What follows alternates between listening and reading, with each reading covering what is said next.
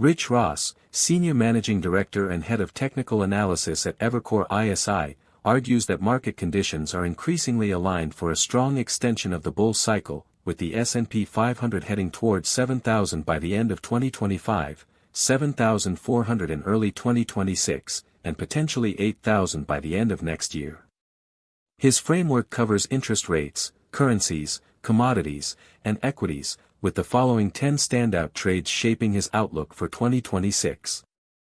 Access in-depth analyst research, up-to-date forecasts, and stock insights available only at InvestingPro. Get 55% off today.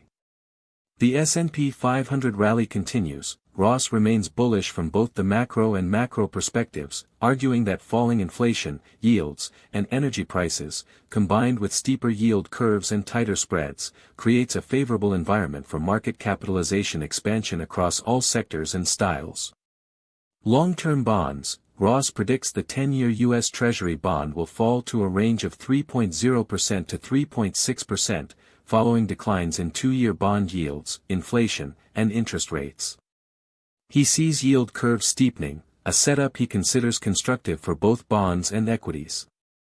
U.S. dollar fall. The strategist predicts the U.S. dollar index will fall to near 90, after what he describes as the worst first-half collapse in 50 years.